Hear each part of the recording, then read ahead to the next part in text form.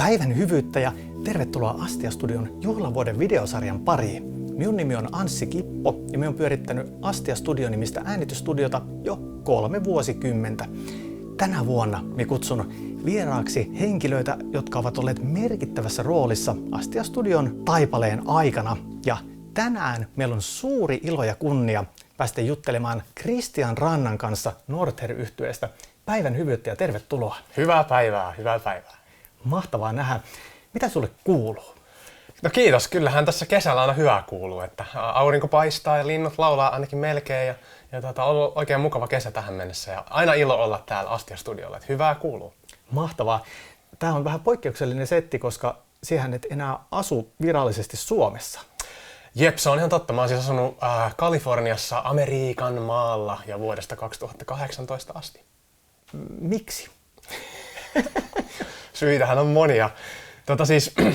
Yritetään nyt kiteyttää ja sitten voidaan ehkä mennä myöhemmin vähän syvemmälle tähän, mutta olen tämän bändihommien jälkeen päätynyt yrittäjäksi ja terveysteknologia-firmoja rakentamaan ja erilaisia terveysteknologia- ja terveydenhuollon applikaatioita, sun muuta teknologioita. Ja Amerikan maallahan on hyvä sitä tehdä ja sinne päädyin tuossa 2018 tosiaan, kun nykyisen firmani Meru Healthin kanssa päätettiin poikien kanssa sinne lähteä maailmaan vallottamaan. Huikeeta, kuulostaa tosi hyvälle. Tuosta puhutaan hetken kuluttua lisää. Me ollaan yhdessä siis tehty 10 studiosessiota ja niistä on ehkä joku 7-8 Norther-yhtyeen kanssa. Ja sitten 2002 vuodesta 2010 vuoteen oli nämä Nortti-sessiot ja myöskin sitten tehtiin aika paljon keikkaa yhdessä, mikä me miksaamassa Northeria ympäri maita ja mantoja, ties missä kaikkialla ollaan käytykään. Jos keskustellaan studiosessiosta ekana, mikä on mieleenpainuvin Astia-studiolla sinun tekemä sessio? Hyvä kysymys. Niitä on niin monia. Se on vaikea kysymys, mutta heti tuli monia hauskoja muistoja mieleen. Mitäköhän kaikkea tässä on tapahtunutkaan? No yksi, mitä mulle tulee heti mieleen, on tietenkin se, kun me oltiin varmaan se 2002-sessiossa, oltiin täällä sellaisella hupimielellä niin kun tutustumassa Astian meininkeihin ja Anssi oli uusi tuttavuus siinä vaiheessa, ainakin tässä elämässä. Ja se mitä kävi oli, että muistan sellaisen kuvankin, siitä on otettu kuvakin, kun me oltiin tietenkin tuolla pihalla peiloilemassa Petri Lindroos-nimisen henkilön kanssa. Ja Pete päätyi niin roskikseen sisään, pölähti ylös sieltä roskiksesta, varsin yllättäen tupakka suussa. ja siitä on ihan mahtava valokuva olemassa. Ja mä muistan elävästi tämän ainakin tosta sessiosta. Ja sitten mä muistan myös sen, että oli magea fiilis se, kun me tavattiin ensimmäisen kerran. Mä muistan sen vieläkin hyvin, että me tultiin tänne ja me tavattiin. Ja se oli jotenkin niin kuin piirtynyt mun mieleen ja muistiin, että Anssi Kippo oli silloin jo kuuluisuus. se oli mahtava hetki. Ja paljon hyviä muistoja. Siis niin kun, toki niin kun sit, jos siihen nauhoituspuoleen mennään, niin siellähän oli niin kun vaikka mitä kaikkea. Mä muistan senkin usein, kun siihen aikaan vielä joskus tuli tupakkia polteltua, niin nauhoitussessioiden lomassa, kun Anssi turhautui hieman siihen, kun ei meinannut mennä oikein kaikki jutut nauhalle niin kuin olisi pitänyt, niin Anssi passitti meikäläisen tupakalle. Mä muistan useastikin sen, kun sanoit jotenkin niin, että olisikohan nyt parempi mennä käymään vaikka hetkeksi tupakalla. Eli pieni psykologinen tauko kyllä. Ja tavallaan poltti tai ei, mutta niin. Se, että pääsee vähäksi aikaa niin kuin muualle, niin se yhtäkkiä antaa ihan eri energian vetää. Kyllä, just näin. Mutta siis yleisesti ottaen niin kun, ihan siis valtavan hyviä muistoja ja ihan niin kun super tärkeä osa ollut mun elämää. Ja niin kun, ihan mielettömän siistejä aikoja, niin paljon hyviä muistoja niin kun saunomisesta ja studiosta ja keikoilta ja niin kun kaikkea. Niin mielettömät määrät kaikkia hyviä muistoja. Ja se jotenkin, mikä on aina tullut läpi, on niin kun sun sellainen poikkeuksellinen ystävällisyys ja lämpö ja humaani asenne. Ja toisaalta myös sellainen niin kuin loistava tapa saada ihmisistä rutistettua irti niin kuin ne parhaat puolet. Ja mä en olisi muusikkona ikinä päässyt niihin sfääreihin, mihin mä pääsin ilman sun apua. Et se on ollut myös tosi tärkeä osa tätä. Kiitos. Ja siis sessiota Astiallahan kutsutaan edelleen leikkisesti Anssin musiikkikoulu. Eli joka sessio on aina yksi luokka ja sitten niin käydään uusia luokkia siinä niin opitaan hommia. Ja toi on erinomainen, minkä sanoit, se, että puristetaan se paras sieltä irti, koska sitten jos käy äänittämässä ja sitten ei ole puristettu parasta irti, se on hirveä fiilis sen jälkeen sitten kuunnella sitä, että kun tietää, että tästä olisi tullut niin paljon parempi, mutta ei vaan. Mutta se, että aina, että jos niin kun osaamisen taso on täällä, niin se lopputulos pitää olla yli sen. Kyllä, just näin, just näin. Kerrotko vielä vähän tarkemmin, että mitä siihen nykyään teet? No joo, siis tosiaan niin lapsesta asti musiikki on ollut tosi tärkeänä, ja sitten, mutta kuitenkin myös opiskelin sitten niin kuin yliopistossa ja muualla tietojärjestelmätieteitä ja ohjelmistojuttuja ja tietokonejuttuja. Ja ne sitten niin kuin kaiken tämän bänditoiminnan ohella niin, myös pikkuhiljaa ajauduin yrittäjäksi. Ja päädyin niin kuin tekemään erilaisia terveysteknologiayrityksiä ja olen niissä mukana. Eli olen rakentanut niin kuin, erilaisia terveysteknologioita diabeteksen verensokerimittauksesta lähtien, niin ollut sellaisissa jutuissa mukana. Ja sitten tuossa 2016 mun kavereiden kanssa päädyttiin perustamaan tällainen kuin Meru Health-niminen mielenterveyden hoidon tällainen digiklinikka.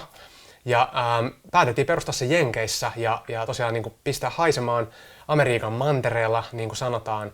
Ja ollaan tosiaan Piilaaksossa ja ympäri Amerikkaa nyt toimittu siitä lähtien. Ja meillä on siellä nyt, niin kuin toimitaan jokaisessa osavaltiossa tällä hetkellä ja ollaan laajennettu sitä firmaa paljon. Ja tosiaan hoidetaan mielenterveyden ongelmia ja tavallaan ehkä viitteenä just näihin myös, niin kuin, miten niin kuin musiikki ja tämä heavy-musiikki oli myös sellainen tietynlainen mielenterveyden hoidon juttu jostain näkökulmasta käsin, niin mä oon niin kuin jatkanut sillä puolella. Eli tosiaan meillä on tällainen digiklinikka, missä meillä on terapeutteja ja lääkäreitä töissä ja hoidetaan ihmisiä niin kuin virtuaalisesti, eli tavallaan telelääketieteenomaisesti tai videopuheluiden ja appin kautta. Ja ideana siinä se, että me ollaan tuotu siihen paljon tällaista uuden tyyppistä kokonaisvaltaista terveydenhuoltoa tai terveydenhoitoa, eli ei vaan terapiaa perinteisessä mielessä tai lääkitystä, vaan myös niin kuin liikuntaa, uni, ruokavalio. Eli otettu huomioon näitä erilaisia vähän kokonaisvaltaisemmin näkökulmia, joilla ollaan saatu sitten ihan poikkeuksellisen hyviä tuloksia. Ja me ollaan tehty tosi paljon myös tutkimusta muun muassa Stanfordin ja Harvardin yliopistoiden kanssa näistä niin kuin uudenlaisen mielenterveydenhoidon mahdollisuuksista ja miten itse asiassa tosi tehokasta tällainen mielenterveydenhoito voi olla. Ja siitä on tullut itselle tosi tärkeä juttu ja se on ollut hieno tehdä sitä tuolla Amerikan mailla. Ainoa tietysti haaste on se, että kun olen asunut viime vuodet siellä, niin vähemmän olen ehtinyt hengailemaan Astia-studiolla. Mutta siellä on ollut kyllä hienoa olla ja rakentaa firmaa. Musta tuli selkeä yrittäjä ja terveysteknologiaa ja mielenterveyden hyvinvointia. Sen tyyppistä juttua. Ja välillä aina soittelen kitaraa ja pianoa, mutta ei ole mitään bändin juttuja tällä hetkellä ainakaan. Kyllä. Ja siis se kuitenkin teet musaa, koska aina välillä on ollut, että muistan semmoisenkin yhteisen session, sieltä tulit käymään hengailemaan tänne Astia-studiolle Lappeenrantaan ja sitten olin vaihtanut siinä välillä tähän pelkkään kelanauhan äänittämiseen ja sitten lykkäsin sulle kitaran kouraa ja sitten me äänitettiin täällä semmoinen niin pikaversio yhdestä sun uudesta biisistä. Tai vai oliko se joku vanha biisi? Joo, no siis mä oon tehnyt siis Northerin jälkeen sellaista vähän niin kuin singer-songwriter-juttua, mitä löytyy, mikähän se onkaan se yksi. Mä en edes muista, mihin mä oon niitä laittanut. Anyway, löytyy netistä ja SoundCloudista. Joo. SoundCloudista löytyy. Niin mä oon siis tehnyt sellaista ihan vaan huvikseni sellaista niin kuin singer-songwriter-kamaa, missä mä niin kuin soitan kitaraa ja pianoa ja lauleen ja muuta. Niin, joo, siis kyllä musiikki on toki todella lähellä sydäntä, että eihän se ikinä muutu. Mutta tällä hetkellä vaan ollut just toi mielenterveyden ongelmien hoitaminen ja näiden asioiden kehittäminen on ollut sellainen sydämen asia nyt tässä viimeisen noin 10 vuoden ajan.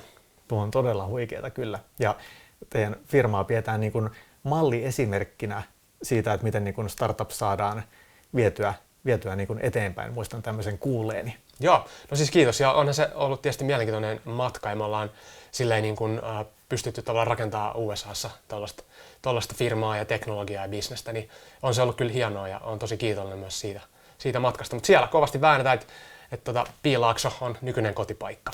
Huhhuh. Ja siis mainitsit tuon ensikohtaamisen, sehän oli siis 2002 vuonna ja Northerin toinen albumi Mirror of Madness, niiden sessiossa. Ennen kuin puhutaan siitä levystä, niin miten sinä päädyit Northeriin? Jos minä olen oikein ymmärtänyt, niin vuonna 2000 sinä ja sitten kosketinsoittaja Tuomas Planman olette mennyt yhtä aikaa tai samoilla huudiloilla niin päätynyt siihen bändiin. Miten tämä tapahtui? Joo, no siis se oikeastaan meni niin, että Mä muistan aikoinaan, mä olin siis niinku, joskus teininä innostunut tosi paljon. Mä soitin siis klassista kitaraa aluksi. Ja mä soitin siis itse asiassa ihan lapsesta asti, 6-vuotiaasta asti pianoa. Mutta sitten mä rupesin soittamaan teininä niinku klassista kitaraa ja opiskelin sitä yhden Sibelius Akatemia silloisen kitaristin kanssa. Jarmo Julkunen, on mukava kaveri. Ja sitten mitäs se menikään? Mä päädyin sitten mun velipuolelta, isovelipuolelta, mä sain sähkökitaran, rupesin treenaamaan sitä joskus varhaisteininä. Ja sitten mä jotenkin aivan hurahdin niin kuin riparilla, rippikoulussa, ihan täysin niin kuin sähkökitaran soittamiseen. Siellä oli pari sellaista vanhempaa tyyppiä, jotka soitteli kaikki makeit Metallica-riffejä ja muuta. Niin se oli niin kuin, siinä sitten mentiin, meikäläinen lensi mukana. Ja sitten mä rupesin treenaamaan ihan hulluna ja tavallaan siinä niin kun seuraavan ehkä noin 4-5 vuoden aikana jostain 14-15-vuotiaasta eteenpäin mä treenasin niin ihan hulluna ja mä jotenkin niin kun yhtäkkiä tajusin, että mä haluan niin kun, tulla tosi hyväksi kitaristiksi, kitarasankariksi. Ja mä myös muistin sit siinä vaiheessa, että ihan pienenä lapsena mun velipuolet oli kuunnellut Dire Straitsia ja Mötley Crueta ja kaikkea muuta, Van Halenia varsinkin. Ja mä olin niin kun ihan pentuna vetänyt sellaisen niin kuin hikinauha päässä tennismailalla niin kuin, noin ehkä niin kuin 4-vuotiaana leikkinyt tällaista kitarasankaria, niin jotenkin se niin kuin sitten tuli toteen sitten myöhemmin. Ja miten mä päädyin sitten Northeriin, niin mä olin varmaan 19, mä luulen, kun mä halusin päästä johonkin bändiin ja halusin ruveta tekemään tätä niin kuin ihan tosissani. Et mä olin harjoitellut himas monta vuotta ja sitten mä halusin jotenkin, niin kuin, että vitsi, että nyt olisi kyllä tosi siistiä päästä oikeasti soittaa jossain bändissä. Ja mä olin tosi inspiroitunut monista eri metalliorkestereista ja muusta. Mä muusikoiden netistä muistaakseni löysin tämän niin kuin pre-Norther-yhtye, eli olikohan se Requiem nimeltään silloin aikanaan. Kyllä. Ja ne haki kitaristia, jos mä nyt muistan oikein. Ja sitten mä hain ja menin käymään niin koesoitossa ja tapasin nämä jampat. Ja silloin siis Petehän oli silloin jo mukana ja sitten se vanhempi rumpali Toni oli siinä. Ja silloin niin kuin, olikohan Jukkis, mä en ihan muista tarkkaan miten se ihan alku meni, mutta pointti oli kuitenkin se, että silloin me niin kuin jotenkin yhdessä päädyttiin niin kuin yhteen, ruvettiin soittamaan. Mä aika paljon Pete ja Tonin kanssa soittelin siinä alkuvaiheessa. Ja sitten jotenkin siinä ehkä ensimmäisen vuoden aikana se jotenkin sitten alkoi hioutumaan yhteen. Mä en ihan enää tarkkaan muista niitä aikajanoja, mutta me päätettiin niin kuin muuttaa sen bändin nimi ja tavallaan niin kuin ehkä jossain mielessä perustaa uusi bändi. Eli siinä oli niin kuin tietynlaista historiaa siitä vanhasta bändistä ja tietynlaisia biisejä sun muut, mitä oli siihen niin kuin tuotu jo. Mutta sitten me jollain tavalla niin kuin Northerin nimi syntyi siinä vaiheessa ja silloin me jotenkin otettiin sellainen ehkä uudenlainen, ainakin musta tuntuu, että sellainen uudenlainen ote siihen, että nyt tehdään täältä niin kuin kunnolla. Nyt oikeasti tehdään niin kuin kunnon demot, hankitaan toivottavasti levydiilit ja muuta. Ja sittenhän siinä tapahtui paljon kaikkia taianomaisia juttuja sen jälkeen, mistä voidaan myös keskustella. Mutta jotenkin noin se meni. Mä en enää ihan muista kaikkia yksityiskohtia, mutta mä olin siis super vaan innostunut silloin. Mä halusin päästä mukaan bändiin. Ja mä tapasin niin kuin, tosiaan Pete ja Tonin. Ne jampathan oli aikamoisia jamppoja.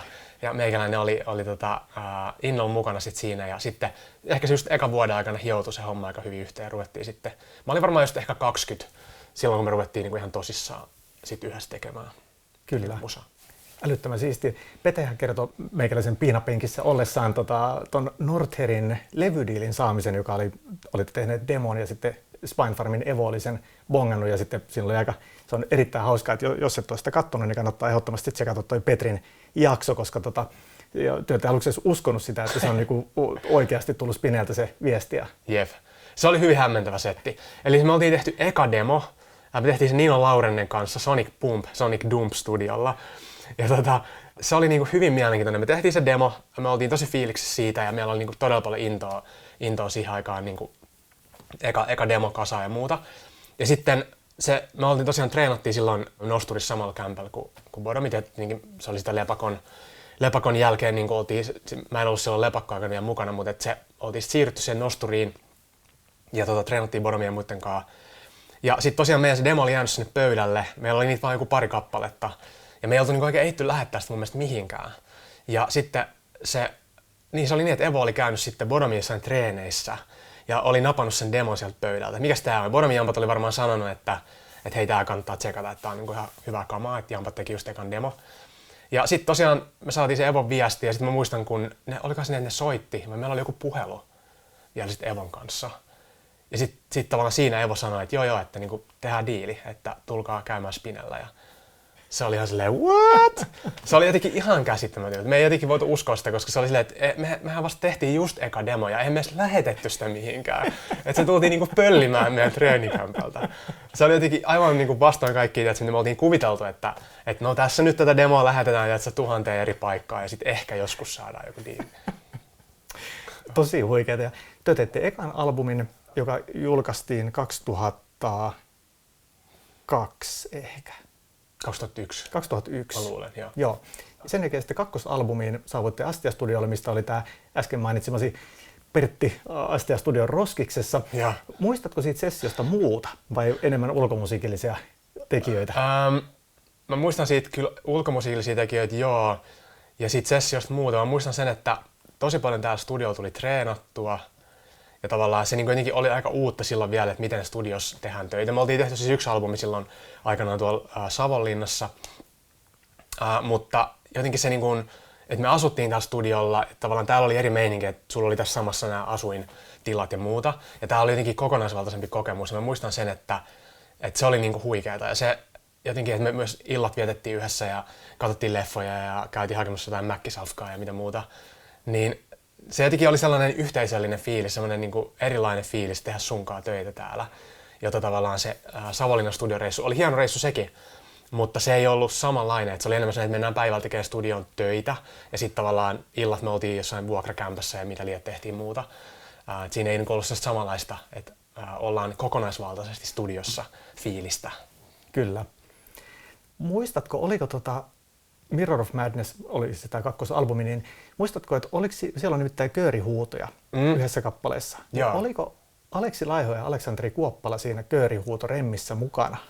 Vai oliko ne vasta seuraavalla levyllä? Ne oli ainakin seuraavalla levyllä. Hitsi, en kyllä muista. Vitsi, tämä on kyllä paha kysymys. Sen mä muistan ihan varmasti, että ne oli ainakin seuraavalla levyllä. Ne oli muista useammallakin levyllä mukana. Oli, kyllä. Mutta olikohan ne vielä sillä? Mulla on joku ehkä mielikuva jostain valokuvasta, missä oli jotain Lappeenrannan perusjengiä. Huutajia. Sun kavereita ja muita, sitten myös meidän kavereita aika nopeasti. Mutta ei ehkä Allu ja Ale ei ehkä ollut vielä siinä silloin mukana. Vitsi, kun en ihan muista. Joo. Tämmöinen kanssa muistuva, että ne oli niin kuin jossain, joko siinä ekalla tai tokalla ja sitten jossain myöhemmin. Ja täällä oli Lappeenrannan nämä porukat, mitkä usein, jos tarvittiin levylle köörihuutoa, niin sitten vaan pari puhelua ja täällä oli porukat heti paikalla. Ja Lappeenrannan huutajat ry. Kyllä.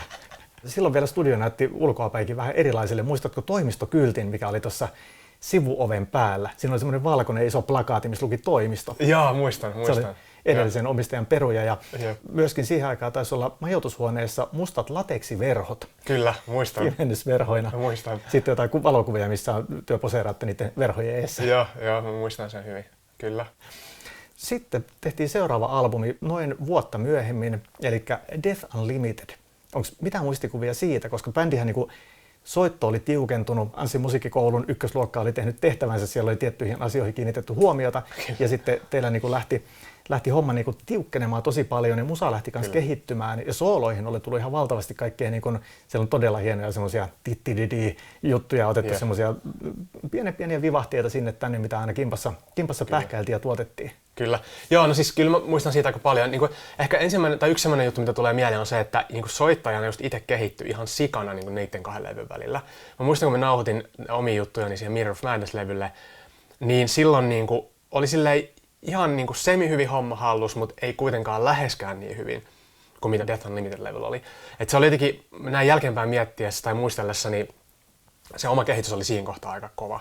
Mä treenasin ihan hulluna ja tavallaan jotenkin se, mitä mä pystyin itse antamaan siihen Death Unlimited-levylle, oli mun mielestä omalta puolelta ainakin ihan next level. Mä pääsin niin paljon paremmaksi, tai kehityin paremmaksi soittajaksi huomattavasti. Ja mä muistan myös sen, että me täälläkin sävellettiin ja sanotettiin juttuja ja sovitettiin paljon juttuja. Niin mun mielestä jotenkin Death Unlimited-levyllä oli semmoinen niin vielä isompi tavallaan yhteistyö. Että sä tuotit tavallaan sen levyn niin kuin, ja se oli jotenkin, mä en muista kuinka paljon sä tuotit sitä edellistä levyä, kyllä sä tuotit sitäkin. Mutta me jotenkin mentiin next levelille myös siis siinä tuotannossa myös Death Unlimitedillä, koska siinä jotenkin mulla on jäänyt mieleen vaan, että me tosi paljon pohdittiin ja mietittiin erilaisia ratkaisuja, kokeiltiin erilaisia juttuja. Jotenkin mulla oli itsellä myös ehkä sellainen asenne silloin paljon enemmän, että paljon enemmän mietittiin sitä, että ei niin paljon niin kuin wingattu juttuja. Toki se ei se välttämättä ole parempi tai huonompi, että välillä on hyvä wingatakin juttuja. Kyllä. Mutta siinä oli paljon semmoista niin kuin, pieteetillä paneutumista ehkä enemmän kuin Mirror of Madness-levyllä. Sillä levyllähän on kappale nimeltä Nothing, joka oli työnimellä Kivulias. Ja meikäläiseltä löytyy se alkuperäinen lyriikkalappu siitä, mikä on ilmeisesti Pertin itse kirjoittamana. Muistatko siitä kappaleesta, koska minulla on tämmöinen voimakas muistikuva, että se oli jotenkin eniten levällään niistä biiseistä. Ja täällä myös niin sovitettiin se ihan alusta lähtien kokonaan, kun siellä on se taka. Ja sitä niin lähdettiin, että se ei ole vain niin yksi pieni juttu, vaan se oli se kantava teema. Niin. Tosi voimakkaasti sen muistan, että se oli alun perin jotenkin ihan toisenlainen ja sitten oli vain niin kuin, että hei, että pojat, että tässä on nyt valtava potentiaali, että mitä jos niin lyön se palasiksi ja tehdään kokonaan uudestaan. Sitten me kyhättiin siitä täällä se versio, mikä sen levylle päätyi. Joo, siis toi on hyvä. Mä en itse asiassa kyllä muista hirveän hyvin enää, miten se alkuperäinen versio meni. Ne on kaikenlaisia erilaisia demovedoksia ollut niin paljon. Mutta mä muistan hyvin sen, että se mikä on tosi siistiä mun mielestä edelleen siinä biisissä, että se niin rytmi on siinä se juttu. Kyllä. Ja sitten tavallaan poikkeuksellisesti yleensä niin meillä oli kuitenkin joku melodia tai joku riffi oli se juttu. Tai jotkut yhdistelmämelodiat, riffejä. Oli enemmän se jonkun biisin kantava teema, mutta tässä se oli rytmi. Kyllä. Joka on muutenkin ehkä hevissä, ei ehkä niin tavanomaista ainakaan tämän tyyppisessä, niin mitä melodisessa niin heavy death metalissa, melodic death metalissa, mitä Northern pääsääntöisesti kai, niin kuin, miten se nyt kategorisoikaan, mutta siis tällaista musaa me tehtiin. Niin se oli mun mielestä tosi siistiä. Se on jäänyt mulle kyllä mieleen hyvin, että on semmoinen niin kuin, sellaisia ikuisia riffejä kategoriassa, että se jotenkin aina niin kuin toimii ja toi rytmi on jotenkin todella catchy. Kyllä. Muistan sen, kun sen biisin kuulija oli silleen, että tämän rytmin täytyy olla se kappaleen juttu. Yep. Ja se on siisti, kun sitten ei ollut hirveästi semmoisia biisejä, missä on semmoinen niin kuin rytmillinen koukku. Niin sitten kun siellä on seassa yksi semmoinen, niin se on jotenkin todella hyvin toimii siihen albumin kokonaisuuteen myös. Kyllä. Nimenomaan siis, ja toi, mä muistan joskus, mikä se olikaan siis, meillä oli jotain muita kanssa tommosia juttuja, mistä niin muistan Karmilan Mikko joskus sanoi myös sitä, että tollaset, niin sille kanssa kolahti tuollaiset tietyt rytmilliset jutut tosi paljon. Mä muistan vaan, että se nosti jotain tollaisia juttuja esille. Just niin kuin me oltiin masteroimassa tai miksaamassa tai masteroimassa tai levyjä. Niin, että noi on kyllä semmosia juttuja, mitkä niin kuin ehkä on monelle muullekin ihmiselle kolahtanut ja jäänyt mieleen. Kyllä. Ja Death Unlimited-albumillahan kuullaan myös ilmeisesti ekaa kertaa sinun puhtaita lauluja. Kyllä. Siellä on A Fallen Star ja Chasm-kappale ainakin, missä on ehkä joku muukin vielä. Mikä oli ajatus siinä? Koska tuohan oli siihen aikaan etenkin, niin se oli vähän niin kuin semmoista, että mitä ihmettä, että on joko niin kuin puhtaita tai örinää, niin sitten sieltä tuotiin niin kuin tämmöinen samaan aikaan. Muistatko yhtään, että mikä sen inspiroi? Joo, no hyvä kysymys. No siis en ihan tarkalleen muista, mikä se inspiroi, mutta mä niin kuin, ehkä vähän muistan. Mä muistan siis sen ainakin, että kun siis meikäläinenhän lauloi koulussa kuorossa. Ja että sille on tullut myös aika paljon laulettua kuitenkin ennen niin kuin bändihommia. Ja jotenkin sitten oli ollut joku sellainen ajatus, että en mä muista, varmaan me oltiin Peten kanssa jotain juonittu. Että mä voisin vetää jotain, niin kuin, kokeilla vähän, että miten tämä nyt voisi toimittaa mun laulu niin kuin, tällaisessa heavy kontekstissa. En mä ihan tarkkaan enää muista, mikä meidät sit sai niin kuin siihen lähtemään. Mutta kai me sitä kokeiltiin ja sitten se, niin kuin, se tuntui toimivan. Ja se oli sellainen hyvä niin kuin just uusi vivahde, koska me myös haettiin koko ajan sitä, että miten me voitaisiin, niin kuin varmaan kaikki bändit tekee, että miten voisi tavallaan kehittyä siinä omassa jutussaan. Ja miten voisi viedä sitä eteenpäin ja tuoda erilaisia vivahteita. Ja me jotenkin koettiin, että olisi siisti pystyä vähän blendaamaan niin kuin puhdasta ja örinää, tai tuoda pikkasen puhdasta mukaan. Mutta en mä kyllä muista enää, että oliko meillä jotain spesifejä vaikutteita sinänsä. Voi olla, että Pete muistaisi paremmin, tai joku muu meidän bändistä. Mutta se oli hyvä. Siitä mun mielestä se toimi hyvin sillä levyllä osana kokonaisuutta. Kyllä. Ja siellä oli paljon kaikkia hauskaa. Mä muistan sen yhdenkin session, missä me just nauhoiteltiin näitä eri lauluja ja laulettiin jollekin raidoille jotain vähän erilaisia sanavalintoja sinne, että kaikki ei ollutkaan, vähän niin kuin muokattiin sitä sanomaa siellä jollain raidoilla. Pystytkö antaa jonkun esimerkin tuosta? No muistan ainakin sen, että Fallen Star biisissä, siellä on se Far Beyond, lauletaan monessa kohtaa, niin me vedettiin jollekin raidoille Fabio.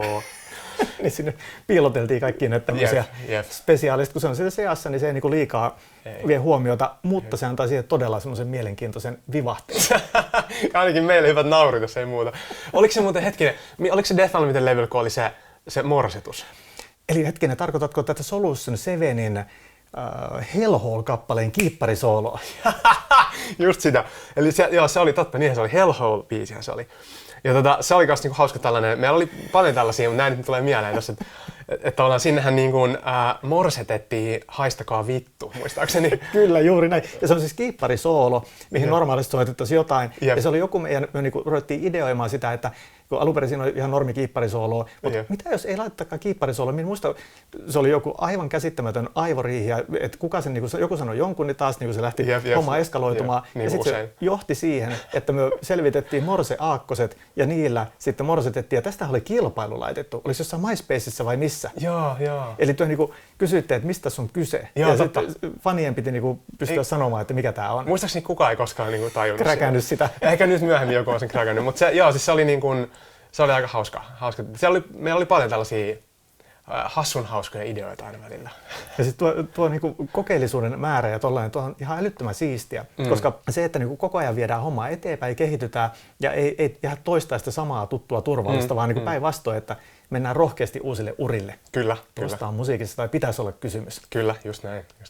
Ja siis teidän täällä tehdyt 2 ekaa levyä, eli Mirror of Madness ja Death Unlimited, niin silloinhan täällä oli toi Helios-merkkinen miksauspöytä. Sama millä tehtiin muun muassa Bodomien Hate Crew Death Roll, joka on siis Love Recordsin vanha 20-kanavainen semmoinen todella hämmentävä järkäle ja se oli tuolla takaseinällä. Ja muistan, että jo Mirror of Madnessilla ajoin Peten laulua silleen niin kuin vähän liian lujaa sinne mikkietuasteelle, että se saadaan niin kuin pykälän verran ruveille, mutta sitten Death Unlimitedissä vettiin niin kuin ihan silleen, että Karmilla Mikko on varmaan repinyt pelihousuja, kun hän on miksannut sitä silleen, niin kuin, että eihän tästä tule mitään. Mutta se oli just se juttu, että siihen sai todella väkevät mitä Peten ulosanti oli jo silloin. Ja sitten se vettiin vielä vähän niin kuin säröille, että siihen tuli semmoista jännää niin kuin lisäkiukkua. Joo. Mä muistan sen hyvin. Siis Peten ulosantihan on aina ollut erittäin väkevää. Kyllä. Mutta se niin siinä se niin meni ihan next levelille ja mä muistan sen hyvin, kun me sitä mietittiin ja testailtiin. Ja se oli, jotenkin tuntui itsestäkin silloin jopa vähän liian radikaalilta jollain tavalla, mutta sitten loppupeleissä nyt kun sitä kuuntelee jälkeenpäin, niin se menee tosi hyvin. Siis se niin blendasi tosi hyvin sinne ja se oli niin kuin, taas mun mielestä hyvä tommonen niin kuin uniikki juttu. Kyllä. Enpä tiedä yhtään toista bändiä, joka ainakaan niihin aikoihin olisi tehnyt tuollaista ratkaisua. Juuri niin näin. Päälauluihin vetää ne särölle.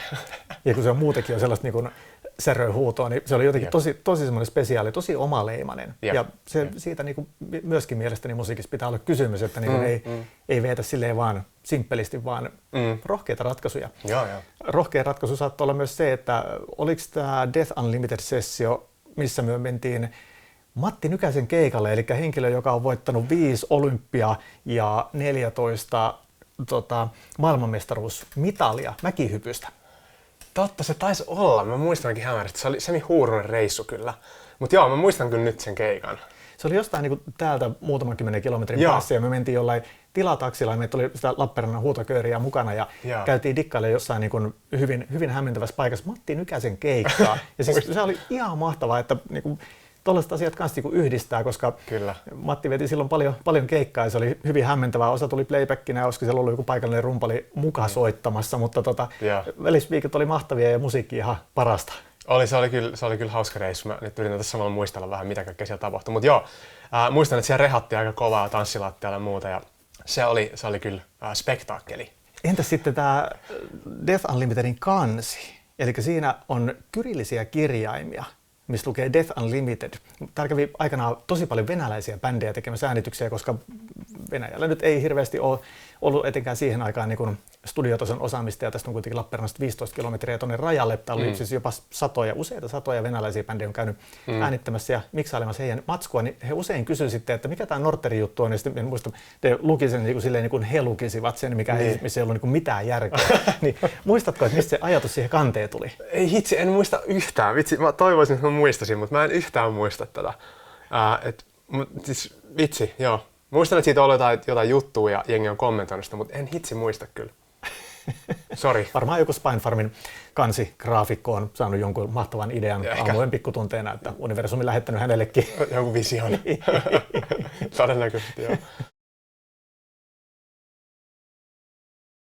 Visio-levyn kansiin taisi lähteä liikkeelle vanhoista ruplan seteleistä. Moi, mä olen Miikka Tikka, graafikko, rumpali ja ennen kaikkea musedikkari.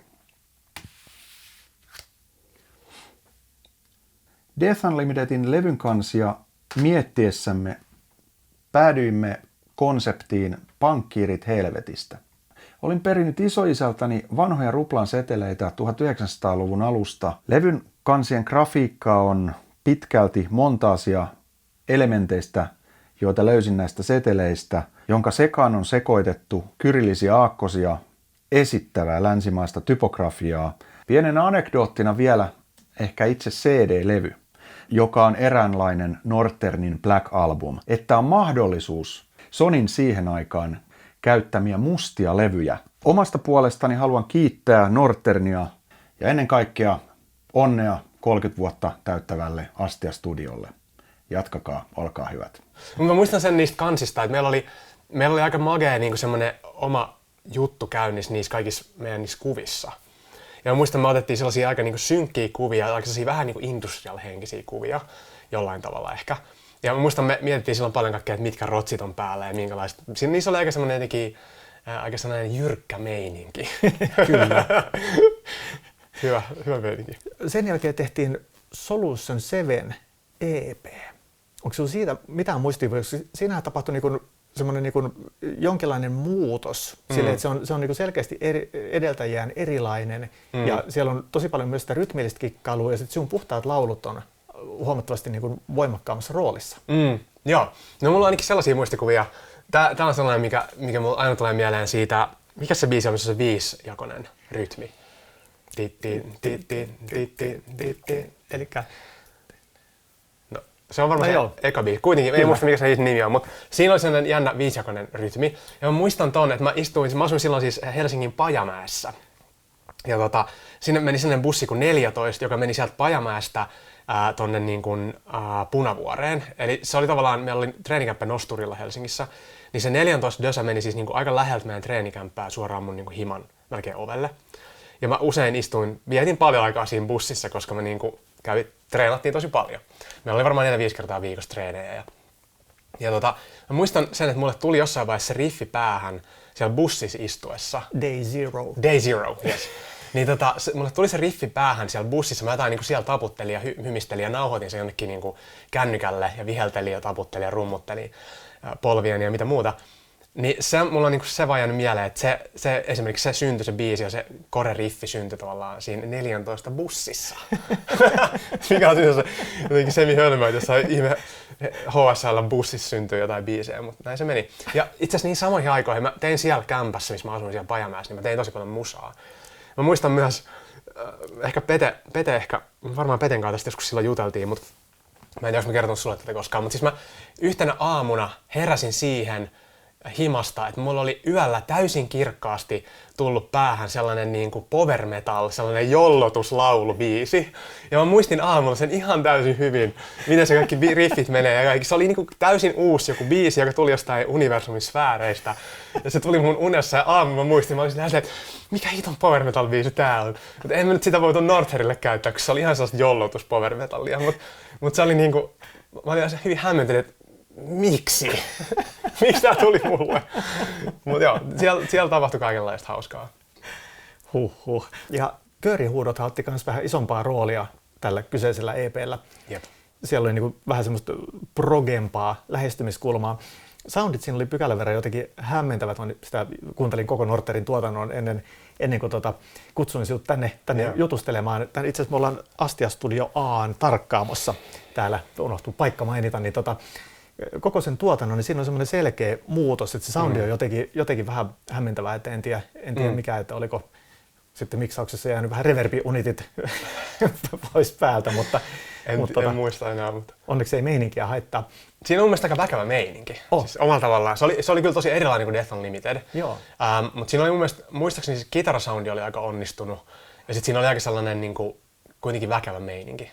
Kyllä. Siellähän oli aika paljon pulputussyntikoita. Niitä oli pikkasen, saatiin niinku pientä esimakua siitä Death Unlimitedillä, mutta sitten niinku tässähän niitä rupesi tulemaan sitten vähän voimakkaammin vielä semmoista niinku tavallaan teknovaikutetta, mutta niinku ei sanan varsinaisessa merkityksessä, vaan niinku semmoista jännää industriaalla. Vähän sellaista konepöhinää siellä taustalla. Joo. Kyllä, joo. Mites sitten toi No Way Back EP? Onko siitä mitään muistikuvaa? Siellähän on muun muassa, sehän oli siis lista 1 Suomessa. Single-listan 1. Siellä oli Frotsella. Frozen Angel. Eikö niin, totta, sehän oli sillä EP:llä. Se oli sillä EP:llä ja se oli nosti sen lista 1. näinpä kävi. Ei hitse, mä en oikeasti muistanut tota. Mä muistin, että se olisi ollut vaan sillä seuraavalla levyllä, mutta sehän olikin jo siinä EP:llä, totta. Eikö me se niin kuin silloin tehty se, siitähän on se eri miksauskin siitä, Joo. se mikä tehtiin silloin ihan alkuperäisversiona. Kyllä, siitä on ainakin 2 eri versiota ja olisiko myöhemmin sitten viimeisellä albumilla solistina ollut Aleksi Sihvosenkin laulama versio ehkä olemassa. Siitä on luultavasti ehkä jopa 3 versioa. Okei. Koska joku oli ehkä sitten, no joo, en tiedä, tuli Heikki Saaren rummut sitten siihen niin kuin johonkin uuteen versioon. Mutta sitten on useita versioita, mutta se eka versio on Sinkkulista 1. Onko sinulla sen tekemisestä mitään muistikuvia? On kyllä. On todellakin. Siis me oltiin jossain keikkabussista mulla on joku mielikuva siitä, että me oltiin jossain keikkabussissa jäbien kanssa ja mietittiin, että siis noihin otti meidän yhteyttä toi meidän King Fu Management, joka oli meidän niin kuin, managementti, Toni Peiju, että kaverit, Evot ja muut, niin ne otti yhteyttä meihin ja sanoi, että hei, että tarvittaisiin tällainen soundtrack-biisi tähän tulevaan Vares-elokuvaan. Eli Vares on tällainen rikosdokkari-elokuvasarja, missä niitä on aika monta elokuvaa, en muista kuinka monta. Mutta sitten me oltiin silleen, että mitä hittoa, että meidän pitäisi tehdä joku biisi johonkin Vares-elokuvaan. Että onpa hämmentävä ajatus. Ja sitten ilmeisesti ne oli ajatellut niin, että me myös niin kuin näyteltäisiin siinä elokuvassa. Siinä oli tavallaan sellainen bändi siinä elokuvassa, me oltaisiin niin tavallaan se bändi sitten. Ei Norther sinänsä, vaan joku muu bändi. Mutta kuitenkin, että me oltaisiin niin Northerilla näyttelemässä myös siinä elokuvassa. No siis kyllä me toki innostuttiin tästä ajatuksesta. Ja mä muistan sitten sitä, kun me mietittiin sitä Pete ja ainakin Jukkiksen kanssa, että miten me niin kuin, minkälainen biisi tähän niin sopisi. Että okei, tää on vähän erilainen niin kuin juttu, että tehdä tällainen niin kuin soundtrack, niin sanotusti. En muista enää missä se oli, mutta mä jossain pianolla tapailin sitä. Jossain, olisiko se ollut mulla himassa tai sitten täällä studiolla. Mutta anyway, varmaan moneskin paikassa, mutta mä muistan, että se lähti niinku pianolta, se biisi. Että se syntyi siitä pianoriffistä, siitä tavallaan mikä on se aika kantava. Se pääriffi, Kertsin. Niin, just näin, Kertsin riffi. Niin se lähti niinku, että se biisi sävellettiin alun perin ihan pianolla. Ja sitten siihen tuli kaikki muu kama mukaan, kun me pääsääntöisesti yleensä tehtiin vaan kitaralla.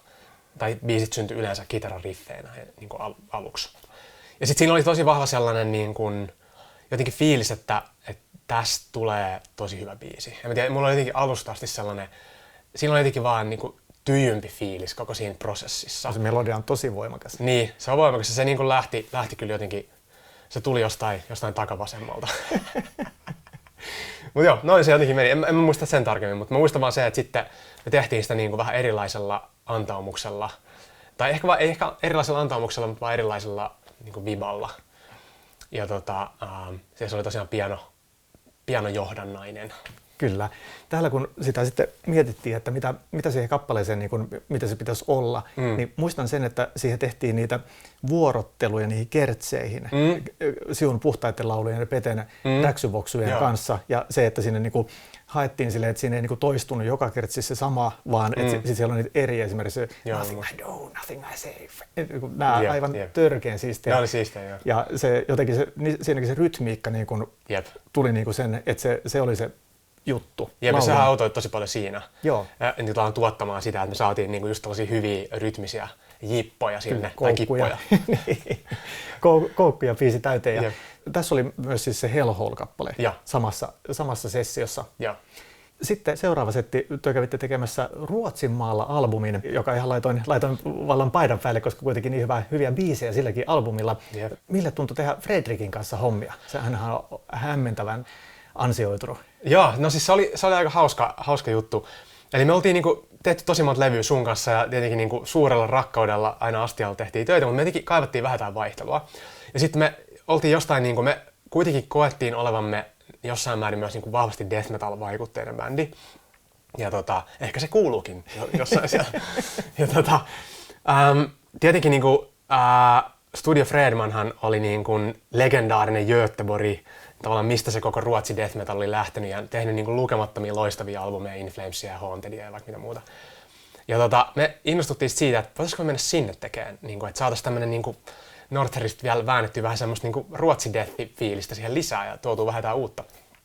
Ja sehän sitten järjestyi ja Fredrik Nordströmhän on se pääjamppa siellä ja se oli kyllä hassu sessio. Mä muistan, me mentiin, siis se on Göteborgissa, tai ainakin oli silloin, mentiin sinne, me oltiin varmaan joku 4-5 viikkoa siellä. Ja asuttiin Göteborgissa sellaisessa ihmekämpässä ja sitten nauhoitettiin joka päivä siellä studiolla. Ja se oli niin kuin hyvä sessio monella tavalla. Siinä oli niin kuin, mä just mietin, että siinä oli hetkinen, se oli 2000, olikohan se 2005? 2005 kyllä. Joo.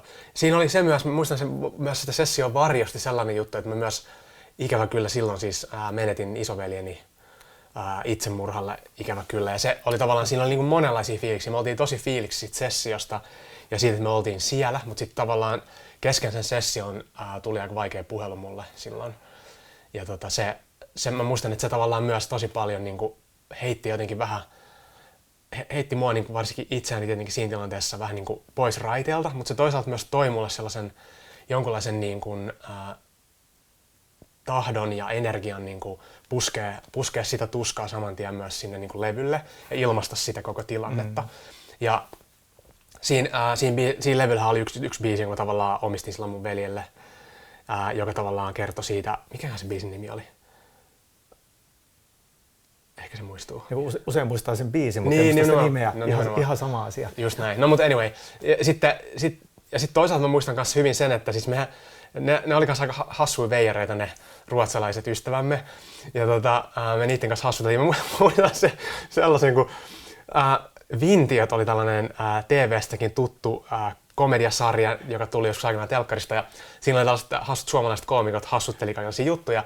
Ja niillä oli sellainen yksi sketsi, joka oli tällainen nimeltään Hundkarusellen. Eli tällainen koirakaruselli, missä ne niin kuin oli studiossa ja niillä oli jotain koiria siellä. Ne oli pukeutunut ruotsalaisiin vermeisiin, ruotsin väreihin ja siellä vähän silleen hassutteli menemään ruotsiksi ja siis puhui siis todella huonoa ruotsia, mutta yritti puhua ruotsia.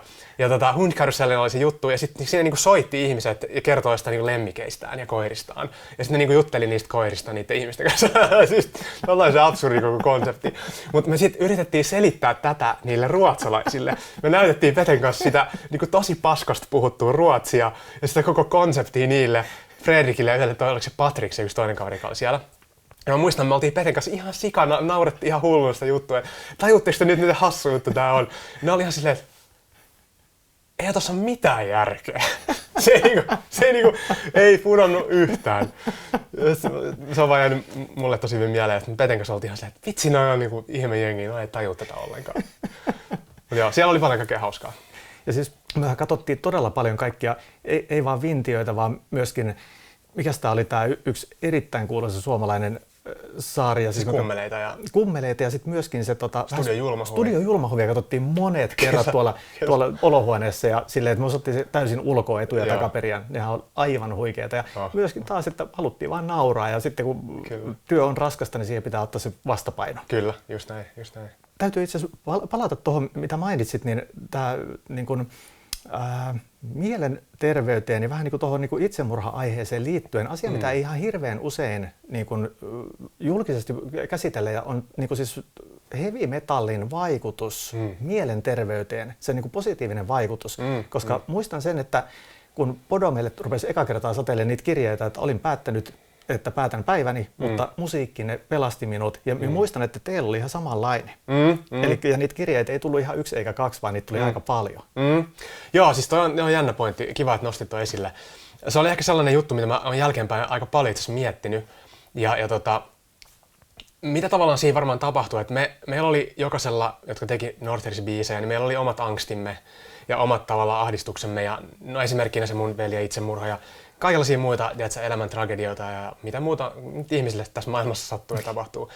Ja tosi paljon me niinku kanavoitiin sitä ahdistusta ja niitä kaikkia paskoja fiiliksiä siihen musiikkiin. Ja se oli tavallaan sellainen jonkunlainen tapa niinku ilmaista niitä vaikeita olotiloja ja vaikeita fiiliksiä, mitkä ehkä muuten on vaikea ilmaista meidän kulttuurissa ja yhteiskunnassa. Ja se niinku sanojen kautta, mutta myös niinku musiikin kautta. Mutta varmasti usein ne sanotukset oli myös aika tumman sävytteisiä. Lievästi sanottuna. Lievästi sanottuna, joo. Ja siellä just tätä niinku erinäköisiä tumman sävytteisiä aiheita sivuttiin ja niistä niinku, niitä pohdittiin ja niistä kerrottiin. Ja tämä oli sellainen, mikä sitten tosi monelle ihmiselle, meille tuli paljon siis sitä postia ja ne oli aika kyllä koskettavia juttuja, mitä monet ihmiset laittoi meille eri kanavissa siitä, että ne oli nimenomaan kuunnellut jotain sellaista biisiä ja samaistunut johonkin niihin lyriikoihin ja siihen kipuun tai tuskaan tai kärsimykseen tai ongelmiin tai muuhun, mitä oli niin kuin ehkä ilmastu siinä. Ja ne oli jotenkin resonoinut heille, heidän oman elämänsä tilanteiden kanssa. Ja tosi monet ihmiset sanoi siitä just samaa, että hitse, että oli niin kuin lähellä päättää päiväni, mutta mä kuulin tämän biisin ja jotenkin se niin kuin sai mut täysin jotenkin niin kuin purkamaan sen ja avaamaan tämän, että ei hitto, että tässä on, niin kuin, että mä en ole yksin tämän tunteen kanssa. Mä en ole ainoa ihminen, joka on kokenut niin kuin, tällaisia tunteita ja kokemuksia, että mä en ole yksin. Koska usein ihmisillä on se, että se, niin kuin, sä koet olevasi niin yksin jotenkin asioiden kanssa. Kyllä. Ja se on, niin kuin, voi olla sietämätöntä. Niin se on ollut kyllä hieno juttu. Mä oon siis ollut siitä kyllä monella tavalla erityisen ylpeä, että me tavallaan kaikessa tässä niin kuin, raan aidossa ilmaisussa, mitä me harjoitettiin, niin se on oikeasti palvellut niin monia tällaisiakin tarkoituksia. Kyllä. Tuo on huikeaa ja se, että niinku kulttuurista riippumatta tavoittaa ihan ympäri maailmaa ihmisiä, koska se tunnehan on ihan sama, että se on sama minne päin maailmaa mennään. Kyllä, mielenterveystyötä ja vuodesta 2002. Kyllä, loistavaa. Sitten tehtiin N-albumi ja siihenhän tuli Heikki Saari rumpuihin. Ja muistatko N-levyn tekemisestä minkälaisia fiiliksiä? Muistan. Mä muistan itse asiassa ennen N-levyn tekemistä sellaisen fiiliksen, kun me haettiin uutta rumpalia sitten, kun vanha rumpali Toni Halli oli lähtenyt pois bändistä. Ja Heikki Saarihan haki bändiin sitten. Heikkihan oli kova Norther-fani ja haki bändiin. Ja muistan, kun Heikki kirjoitti sellaisen jumalattoman pitkän sähköpostin. Sellaisen niin kuin ihan helvetin pitkän sähköpostin, jossa se niin kuin liirum laarumit kaikenlaista kamaa siitä, miksi se haluaa päästä tähän bändiin. Ja niin kuin, mä muistan, kun me silloin keskusteltiin siitä, että mitä helvettiä, että kuka kirjoittaa tällaisen romaani-e-mailin tai sähköpostin. Ja se oli jotenkin niin kuin hupi aihe sinänsä se Heikin e-maili, mutta Heikkihan tuli sitten me oltiin kuitenkin niin kuin vakuuttuneita siitä, että tässä on kyllä jotain niin kuin tässä jampassa, vaikka tämä e-maili onkin ärsyttävän pitkä. Niin Heikki tuli sitten koesoittaja ja Heikkihan oli ihan mieletön rumpali. Heikkihan on siis niin kuin aina ollut ja edelleen aivan käsittämättömän kova rumpali. Kyllä. Ja toisessa sukupolvessa Heikin faijahan on siis myös ammattirumpali. Ja Heikkihan päätyi bändiin ja meillä oli kyllä erittäin hauskaa Heikin kanssa kaikki ne vuodet. Ja siis N-levyn nauhoituksista, mitäs kaikkea silloin tapahtukaan? Sen mä muistan, että meillä oli ainakin niin kuin, mietittiin niin kuin rumpuja ihan eri tavalla Heikin kanssa kuin mitä me oltiin koskaan aikaisemmin mietitty. Mulla oli aina mieleen jotain sellaisia, että me tavallaan mietittiin sitä niin kuin rumpusoundeja ja Heikillä oli paljon enemmän ehkä semmoinen oma ote juttuihin. Ja Heikki oli myös paljon ehkä niin kuin jotenkin pitemmälle kehittänyt myös sitä niin kuin omaa soittoa ja miettinyt paljon sitä tavallaan, miten niin kuin eri rytmitykset ja muut menee musiikin kanssa yhteen. Meillä oli paljon kaikkia tällaisia mietintöjä ja semmoista tavallaan sovitustyötä. Mitenkään väheksymättä mitään niin kuin aikaisempia juttuja, mutta Heikillä oli vaan sellainen ehkä jonkunlainen niin kuin sovituksellinen ote rumpalina myös. Joo, toinen kulma. Niin, toinen kulma. Ja mä muistan, että se oli ainakin N-levyn sessioissa tosi tärkeä. Ja sitten Heikki myös soitti paljon sellaisia juttuja, mitä me oltiin vaan tosi fiiliksissä niin kuin muiden kanssa, että jumaleissa mikä filli. Ja erilaisia lähtöjä johonkin riffeihin. Ja, Heikillä oli jotenkin sellaisia, se oli hieno aika. Meillä oli paljon niin kuin innostusta siinä, että mitä Heikki toi bändiin, niin kuin uutta vaikutetta. Toinen ainakin tuli heti mieleen, mutta jos sulla on jotain sellaisia tiettyjä ajatuksia siellä, niin kysy ihmeessä lisää. Oliko se N-levyn aikaan, kun ruvettiin rumpuja äänittämään, kun meillä niin kuin passorummukalvot vaan hajos? Vai oliko se vasta seuraavan levyn aikaa? Koska minä muistan, että jompikumpi niistä levyistä, mikä Norteri teki täällä Heikin kanssa, niin meillä sitten tehtiin videoita sosiaaliseen mediaan, missä jopa Hitler niin kuin raivosi siitä, että joku oli antanut väärät kalvot ensiksi ja sitten niin kaikki meni pieleen. Mutta se saattoi olla tosiaan seuraava albumi. Mä en muista kyllä tosiaan. Mä muistan kyllä niitä videoita hämärästi, mutta mä en muista kumpi albumi se oli. Joo, siis semmoinen hämmentävä hässäkkä oli siinä. Ja, en muista, että oliko se tämä vai seuraava levy, eli Circle Regenerated, missä meillä oli pieniä ongelmia basson kanssa. Ja lähinnä basson vireen kanssa. Joo, sen mä muistan kyllä. Ja siis mehän menetettiin joku viikko studio-aikaa siihen, että kun me oltiin ihan vimpan päälle tehty kaikki äänitykset bassolla, minkä hienosäädöt eivät sitten, vaikka se oli niin säädätetty ja kaikki piti olla kohdallaan, ja se ei ollutkaan ihan kohdallaan. Mutta muistatko, että silloin meillä oli myös aikanaan, meillä oli jotain Espi-studiokitaroita joskus kanssa. Ja meillä oli aika pitkään Jackson Guitars oli meidän sponssi. Mutta sitten meillä oli jossain vaiheessa musamaailma, että me jotenkin saatiin jotain espikitaroitakin. Mä en enää muista, miten ne kaikki meni, mutta se niinku on vaan jäänyt mieleen, että meillä oli jotain kummallisia vireongelmia myös silloin. Niinku ihan Brannarien hyvin säädettyjen, niinku näennäisesti kaikki kunnossa. Kyllä. Ja sitten myös joskus oli jotain ukkosjuttuja, että täällä oli jotain ukkosia ympärillä ja se jotenkin vaikutti siihen vireeseen. Kyllä, kaikenlaisia hyvin hämmentäviä kokemuksia. Se, mikä niin jälkeenpäin on ymmärtänyt, että mikä on ehkä jopa suurin siihen vaikuttava tekijä, kun soitetaan paljon, meillä irtoaa sormista koko ajan kuolleita ihosoluja, jotka jää niihin kieleen kiinni, mutta ne ei jää siihen yläpinnalle, koska mehän koko ajan niin soitetaan sitä, niin ne jää sinne alapinnalle. Ja kun ne on siellä alapinnalla kiinni, esimerkiksi kun sä soitat soinnun, ne painuu vähän lähemmäs otelautaa, saattaa hipasta nauhaa aiheuttaen huiluäänen, joka on ihan epävireinen. Ja sen takia mulla on siitä pari blogikirjoitusta ja videota tuolla YouTubessa, missä näytetään se kielien putsaaminen isopropylialkoholilla.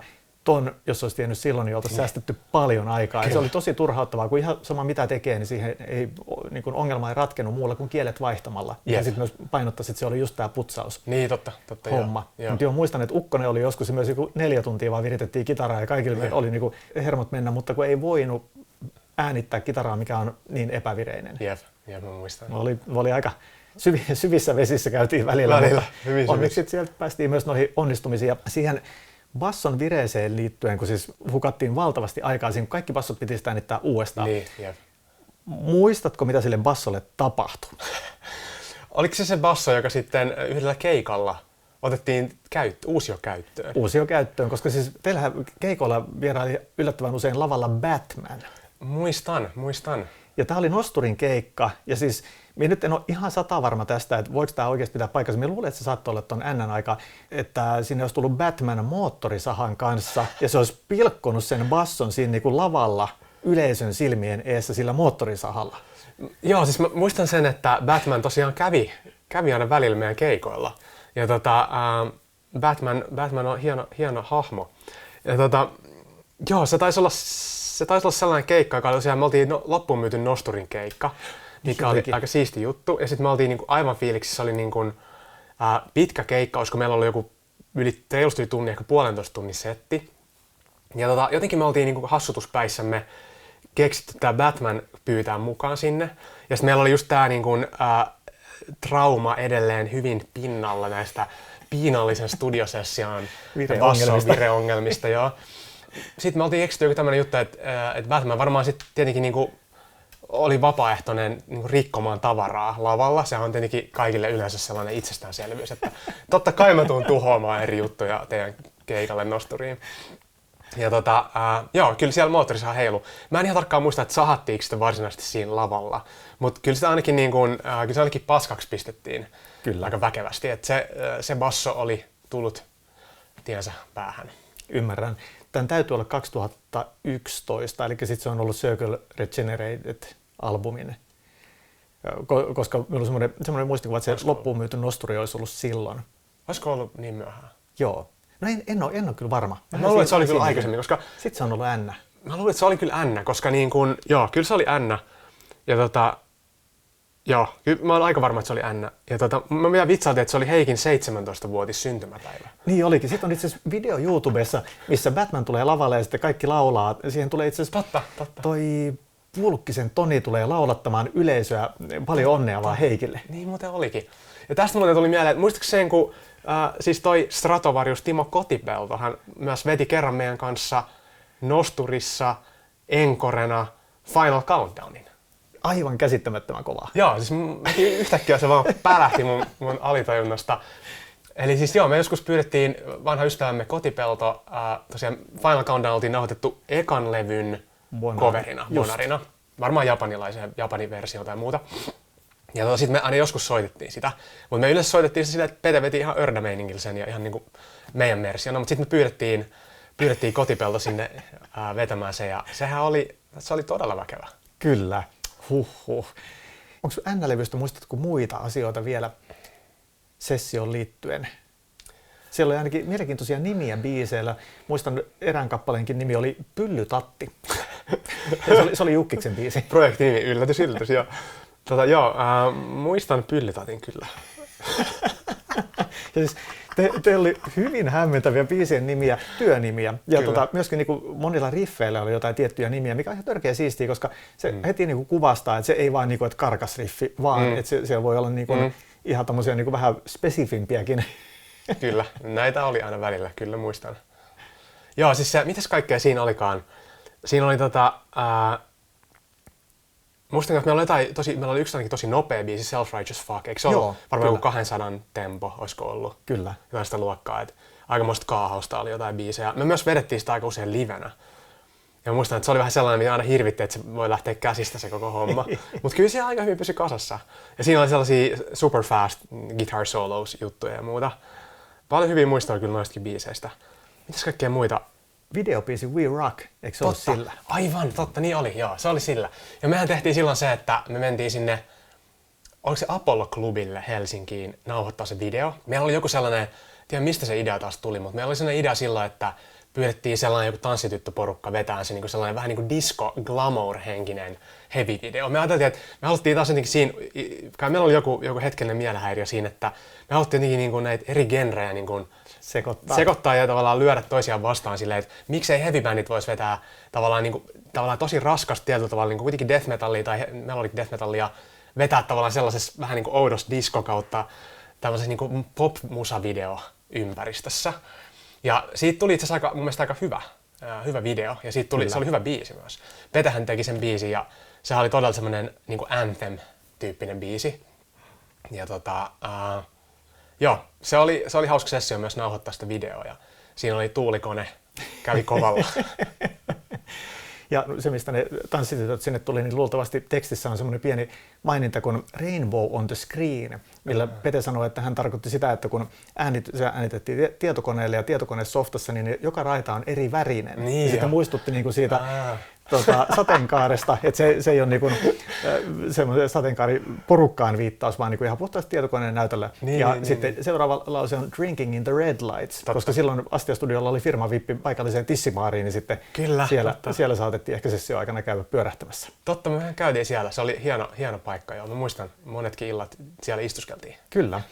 Ja se on sitten vaikuttanut sinne albumin teksteihin. Kyllä. Sitten seuraavaksi oli vuorossa Circle Regenerated, Northernin viimeiseksi jäänyt pitkäsoittoalbumi. Ja Lindrosin Pete päätti keskittyä Ensiferumiin ja tarvittiin kaksi henkilöä korvaamaan Petri, eli huikea Daniel Freiberi tuli kitaraan ja lauluun Aleksi Sihvonen. Joo. Niin mites toi kyseinen albumi? No joo, ensinnäkin siis se, että me oltiin Danen kanssa varsinkin niin kuin oltu tosi hyviä frendejä pitkään. Ja oli siis huikean siistiä päästä soittaa yhdessä Danen kanssa. Toki niin kuin Peten kanssa oli ihan silleen, tavallaan suuri osa Northerin ajasta tehtiin Peten kanssa tosi paljon parivalehkon juttuja ja niin kuin pelkästään lämpimiä muistoja niistä ajoista. Ja suurta kunnioitusta Petelle. Mutta oli siis kyllä sitten kuitenkin, kun Pete tosiaan päätti keskittyä Ensiferumiin, niin Danen kanssa oli ihan superhauska tehdä hommia.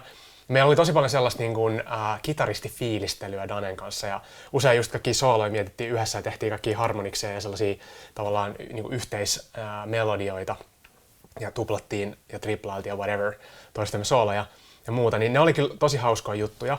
Ja sitten Aleksihan oli niin kuin ihan uskomattoman kova laulaja ja oli tosi siistiä. Aleksi oli silloin aikanaan ollut siinä Imperanon yhtyeessä ja mitenkään muitakin jotain projekteja silloin oli, niin Aleksi sitten löytyi tosiaan mukaan sille levylle ja niille keikoille, mitä me silloin, tai rundeikin ehkä tehtiin, tai ainakin jotain keikkoja, festareita, niin oli tosi siistiä myös vetää Aleksin kanssa. Aleksilla oli tosi laaja niin kuin, skaala ja Aleksi pystyi vetämään tosi hyvin niin kuin erinäköistä puhasta ja ördää ja vähän kaikenlaista ja screamia ja kaikenlaista. Niin se oli kyllä siistiä. Meillä oli kyllä tosi hyvä meininki silloin niihin aikoihin. Kyllä.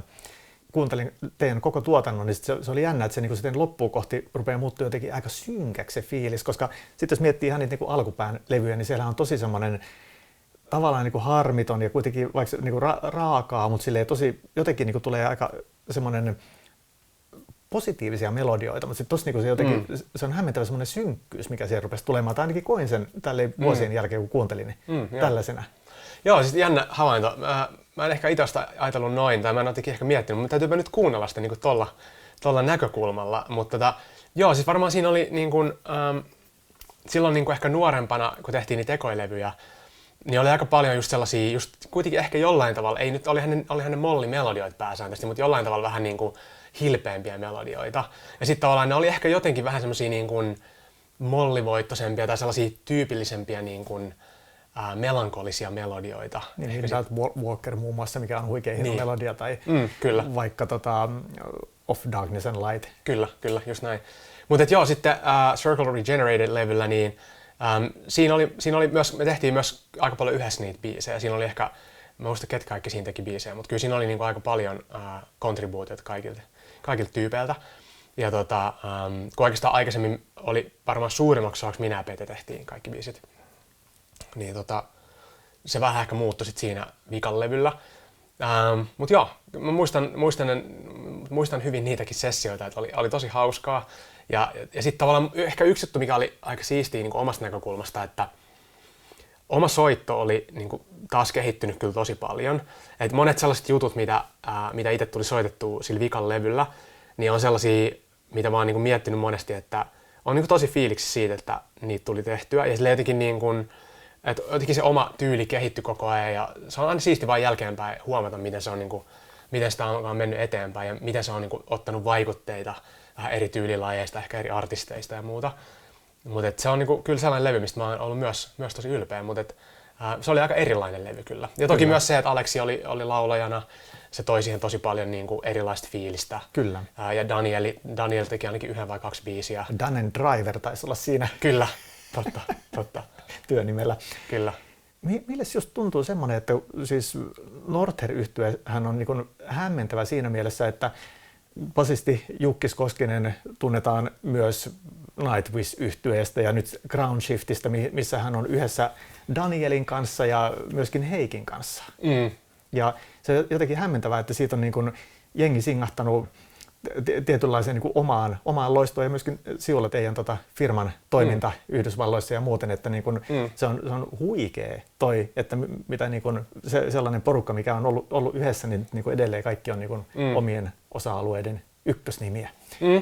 Joo, se on totta. Tuosta on aika usein tullut keskusteltua, koska monet on just ihmetellyt kanssa että mitä hitsiä, että teillä niinku siitä bändistä lähti aika kovia juttuja. Ja se on ollut tosi siisti seurata. Kyllä mä oon niinku todella ylpeä kaikista näistä jamboista ja kaikkea, mitä ne on tehnyt. Siis silleen, miten siistiä juttua Pete on tehnyt Ensiferumissa ja mitä nyt Varmenissa ja muuta. Ja erinäköisiä muitakin projekteja. Ihan huikeat niin kuin seurata sitä. Jukkiksen ura on ollut huikea seurata Wintersunia, Nightwishia. Ihan mielettömän siistejä juttuja. Heikki, Fintrollit, Wintersunit, mitä Heikki duunailee, todella siistejä juttuja. Ja sitten tosiaan, niin kun, no Aleksihan on tehnyt myös kaikenlaista ihan huikeat lääketieteellistä tutkimusta sen jälkeen. Juuri näin. Aleksihan väitteli tuossa niin kun, musiikkiterapian käytöstä aivohalvauksen hoidossa. Ja ihan siis niin kun mielettömän siistiä tällaista niin kun kansainvälisesti uniikkiä tutkimusta. Niin tohtoriksi väitteli. Tohtoriksi väitteli, joo, ja on siis lääkäri ja väitteli tohtoriksi. Niin ihan mielettömän siistejä juttuja. Tuossa porukassa sitten tietenkin Daniel meni Children of Bodomiin, ja nyt sitten Ground Shift, jota itsekin fanitan tällä hetkellä kovasti. Ja siis tosi siistiä ollut nähdä miten se on niin kuin kehittynyt. Ja sitten niin tietysti oma polku, silloin kun päätin siirtyä enemmän näihin yrittäjyyshommiin Northerin jälkeen, niin on ollut kyllä tosi mielenkiintoinen polku, että on tullut niin kuin tehtyä jänniä juttuja ympäri maailmaa sen jälkeen. Kyllä. Ja minusta on mielenkiintoinen, että Northerin 3 ensimmäistä albumia on julkaistu siis ymmärtääkseni vuoden välein. Joita tarkistin netistä ja se on vielä tiuhempi tahti mitä Bodomeilla, koska Bodomit julkaisi noin 1,5 vuotta oli heidän 3 ensimmäisen albumin julkaisusykli ja sitten 4. kesti pykälän verran kauemmin. Miten se on mahdollista?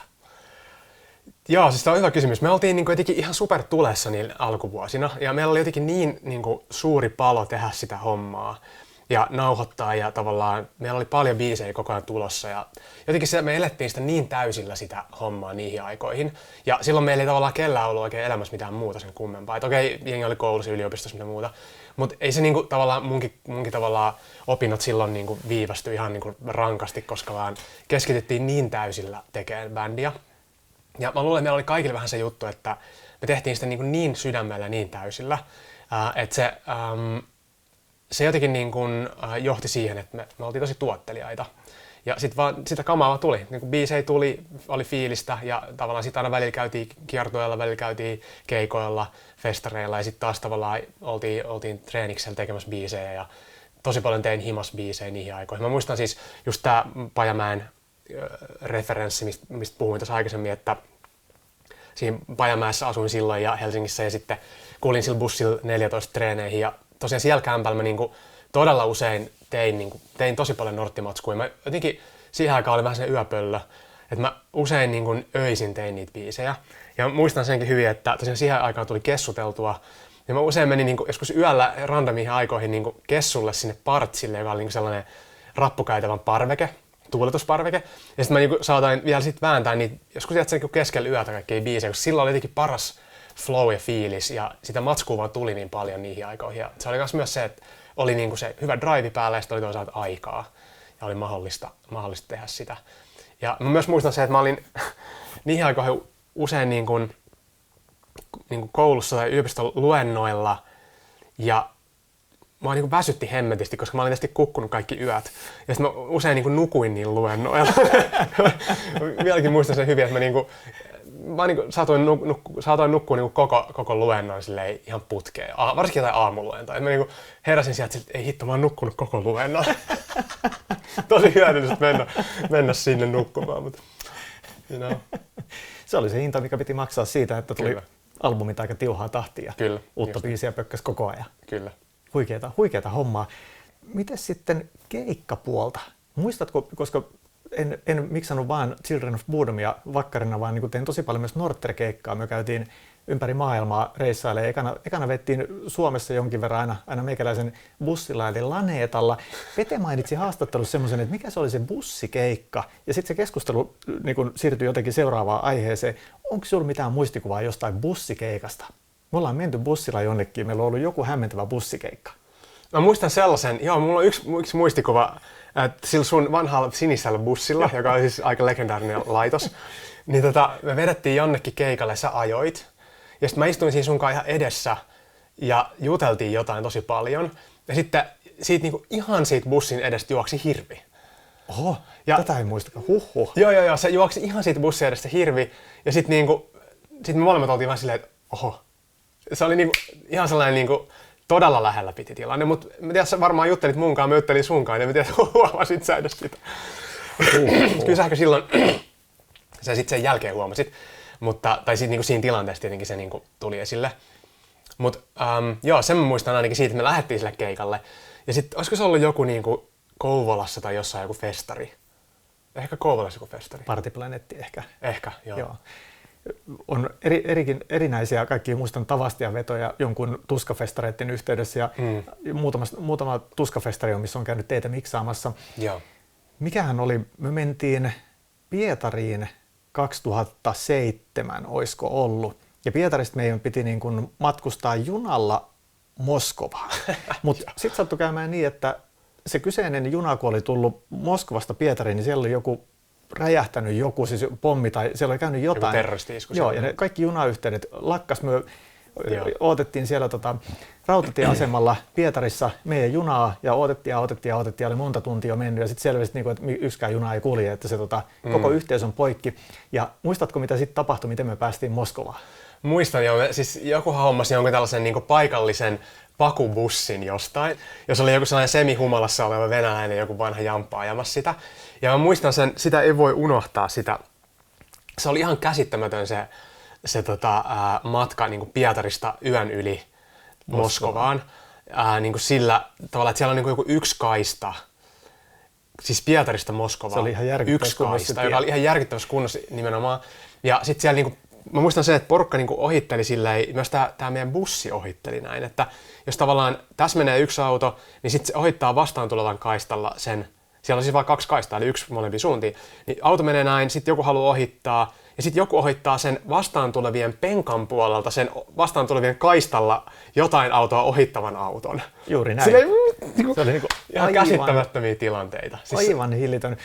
Ja muistan, että yksi bändin jäsenistä sanoi, että hän ei pysty tässä kyydissä nukkumaan ja minä noin oman unilääkkeeni hänelle, että saatiin sitten seuraavan päivän keikka hoitumaan, että hän sai edes vähän unta siinä matkalla. Ja se oli aika moista. Ja Jahu. Moskovan keikan jälkeen meillä oli keikka ehkä Varsovassa. Muistelisin näin. Ja meillä oli tosi aikainen lobby call ja lennettiin Riikan lentokentälle ottaa jatkolentoa Varsovaan. Muistelisin, että se on just tämä reissu, että missä me sitten oltiin niin väsyneitä, että me nukutaan siellä lentokentän lattialla niiden penkkien alla. Ja sitten on useampikin valokuva, sitten koko meidän se retkue on siellä nukkumassa. Kyllä, joo. Muistan tästä jotain. Joo, muistan myös sen, että se aamulento, hyvin aikainen lento jollain 0 unilla edellisenä yönä oli aika sellainen niin kuin väkevä lento. Näitä on näitä monia muistoja, joo. Ja sitten oli ainakin joku Wakkenin veto, Frozen Angel on ollut, ja sieltä löytyy, minusta on huikea se veto, ja tästä täytyy mainita, että kun usein sitten niin kun kiersin miksaamassa vaikka Nordheria, ja siellä lauloit siellä niitä puhtaita lauluja, mutta sitten äänitteellähän on stemmat. Niin kyllä. Käytin Madonna-mikkiä, ja olisin niin samaan aikaan, kun miksasin, niin vedin sieltä stemmat, että pölähtää. Joo, ne oli hyviä juttuja. Mä muistan siis sen Wakkenin keikan kyllä hyvin, koska meillä oli joku nimmarisessio myös siellä, ja muistan, kun teikäläinen töhöili siellä pienessä maistissa sen keikan. Ei ihan pienessä.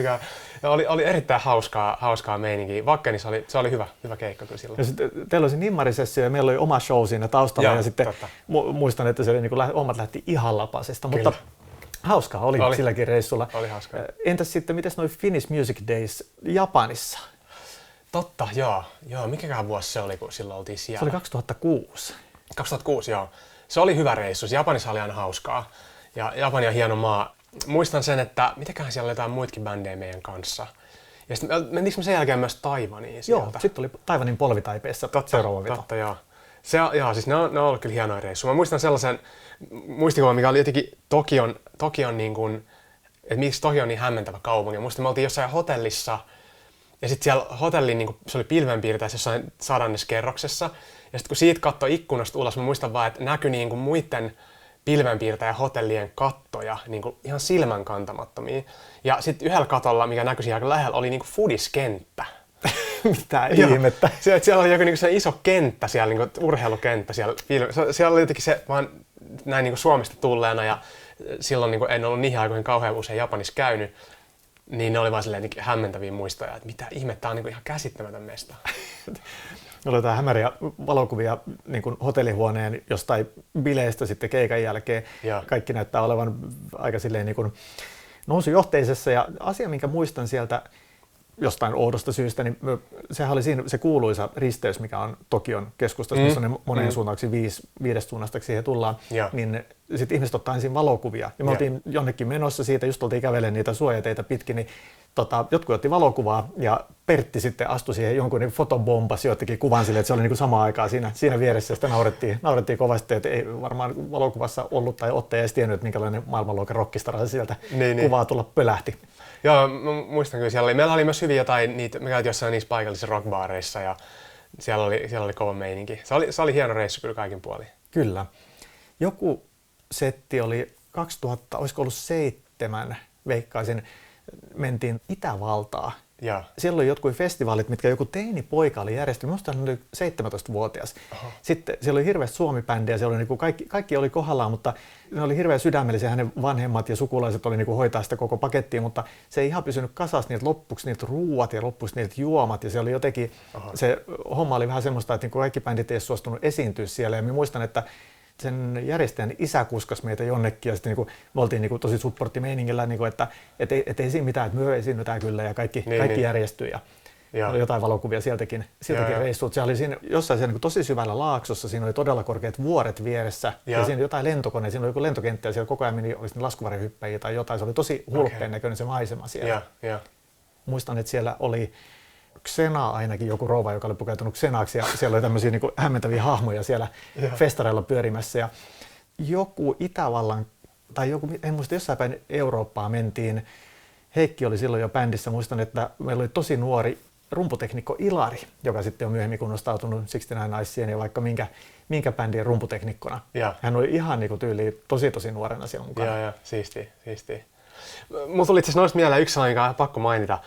Yksi sellainen legendaarisimpia näitä, kun puhuttiin siitä lattialla nukkumisesta, niin mitä kaikkea näistä on jäänyt mieleen, niin kerran me oltiin menossa jonnekin olikohan meidän Ruotsissa joku rundi, tai joku Ruotsin kiertue tai jotain Ruotsin festareita tai jotain muuta.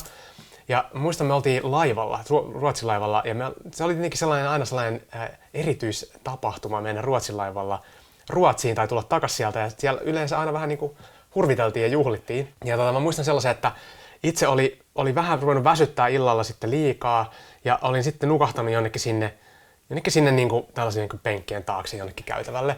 Ja sitten vähän niin kuin outo setappi. Mä heräsin sieltä sitten aamulla, tai noin aamulla, ja oli vähän ihmeessä, että miten mä nyt täältä herään. Ja sitten mä kuulin sellaista ihme niin kuin mölinää. Ja mä niin kuin, olin vähän silleen hassus mielentilassa edelleen ja lähdin kävelemään niin kuin siitä sitten kohti sitä niin kuin laivan käytävällä, kohti sitä mölinää ja musiikkia. Mä ajattelin, että mitäköhän täällä nyt tapahtuu. Ja siinähän sitten oli tällainen niin kuin, karaokebaari, joka oli edelleen, niin kuin homma oli käynnissä niin kuin jollain aamuvuorolla. Ja tää oli siis ehkä joskus 7-8 aikaa aamulla jotain tällaista. Että niin kuin, siinä oli sellainen niin kuin karaokebaari, ja sitten yllättäen laulajamme Petri Lindroos olikin siellä laulamassa samoilla silmillä karaokebiisejä, ja se oli sen verran niin kuin mielenkiintoista tulkintaa siinä vaiheessa aamulla, että se on jäänyt mulle todella hyvin mieleen, että mä itse niin kuin heräsin sieltä jostain penkin takaa ja päädyin saman tien Peten keikalle, joka oli ihan käsittämätön muistikuva, mutta joo, se on hienoja kokemuksia. Ja siis Ruotsin laivallahan käytiin usein, minä muistan myöskin, olisiko se ollut 2007, niin teillä oli usein semmoinen niin kuin Tukholman, semmoinen niin kuin, että aina vuoden lopussa matkattiin Tukholmaan ja silleen kaveriporukalle ihan vaan piettiin hauskaa ja sitten pyysitte minut mukaan ja me otin täältä Lappeenrannan huutajat ry:stä sitten porukkaa ja saavuttiin ja käytiin Tukholmassa pyörähtää ja ketähän siellä olisi ollut Jukkis, ehkä Daniel ja... Joo, ne oli hyviä reissuja. Joo, kyllä. Muistatko sitä, kun kerran me oltiin tulossa takas, mitä oletko mukana tällä reissulla, mutta me oltiin tulossa takas niin kuin nauhoittamasta sitä Göteborg-levyä, sitä Till Death in Us. Ja sitten se oli joku tällainen niin kuin juttu, että mä en muista ihan miten se meni, mutta Jukkis ja Pete oli ollut jossain hostellissa, jossain hostellissa yötä. Ja ne oli löytänyt niin kuin, jotenkin sattumalta niin kuin patjan alta jonkun ison nipun seteleitä. Mitä ei? En muista. Ne oli löytänyt siis Ruotsista niin kuin patjan alta jonkun hitonmoisen nipun niin kuin 50-euroisia seteleitä. No ja sitten ne oli ihan silleen, että mitä hittoa. Niin kuin, että siinä oli varmaan, niin kuin, olisiko siinä ollut niin kuin jonkun muutaman tonnin edestä rahaa. Kuitenkin ihan jonkun verran fyrkkaa. Ja sittenhän se niinku, jotenkin niinku me tultiin sinne, niinku, me oltiin varmaan muut tultu vastaan niitä Tukholmaan. Ja me haluttiin kuunnella sitä uutta levyä, koska niillä oli varmaan joku eka vedos siitä. Ja me päätettiin, että sit niinku pidetään bileet ja kuunnellaan sitä uutta levyä. Ja sitten Jukkis ja Pete pölähtää sinne tällaisen niinku ison setelinipun kanssa. Ja sittenhän se niinku, siitähän se niinku lähti aivan tangentille se homma, koska mä muistan sen, että me jossain vaiheessa oltiin jossain baarissa siellä laivalla. Me oltiin tilattu niinku, monta tarjottimellista mansikkamargariittoja. Ja niitä me juotiin niitä siellä ja tarjoiltiin niitä. Siellä oli sellainen kauhean köörijengi, jotka kaikki vaan joi mansikkamargariittoja. Ja niitä baarimikko teki niitä hirveät vauhtia lisää. Ja nämä on kuitenkin aika sellaisia kevyitä rinkkejä. Niitähän meni uskomattomia määriä sen illan. Kyllä. Tosi suht absurdeja mielikuvia ja jostain noista kekkereistä jäänyt mieleen. Siis mikä se oli? Joku studiosessio oli, että olis me niinku saanut jotain niinku bonussysteemiä, kun jotain kortteja, kun tarpeeksi kauan niin ostetaan sillä. Niin. Ja me mentiin siukan tuohon lähimarkettiin, eli se oli silloin varmaan Ekamarketti tai Euromarketti, eli Neuromarketti. Ja muistan sen, että me pakattiin yksi ostoskärillinen alkoholia sinne, ja se maksettiin niillä bonuksilla, mitkä oli tullut näistä kaikista niin hankinnoista, mitä siellä kortilla oli tehty. Ja siis meillä oli niin ostoskärillinen alkoholia tänne johonkin niin meidän illanviettosessioihin. No niin, joo. Se oli siihen aikaan, kun vielä maistui oluet sun muut. Juuri näin. Ja kyllä. Monet naurut olisi jäänyt nauramatta ilman, niin. Mutta itselleni kiintiö tuli täyteen, on jo 9. vuosi taitaa olla ilman, että voin ottaa, jos maistuu, mutta ei toistaiseksi ole maistunut. Niin, samoin itsellekin kyllä. En edes muista, milloin viimeksi on niin enempää maistellut, että on jäänyt ne jutut, mutta hauskaa oli silloin. Joo, ja muistatko sen, kun me oltiin Neuromarketissa, minä, sinä ja Jukkis, ja me ostettiin sieltä sellaiset samanlaiset valkoiset tarralenkkarit. Heimokengät. Heimokengät. Meillä oli kaikille samanlaiset lenkkarit, ja ne oli ihan supersiistit lenkkarit. Mä muistan vieläkin, ne oli hienot. Siis mulla on edelleen ne tuolla tallessa. Uskomatonta. Siis aivan huikeeta. Ja mikäs tää oli, niin joku näistä reissuista, niin sinä olit kasvattanut viikset ja sitten sinulla oli nämä heimokengät jalassa ja sitten niin sinut nimettiin, sinulla oli lisänimi Heimo, koska se oli jo niin kokonainen heimo. Joo, hyvinkin mahdollista. Hyvinkin mahdollista.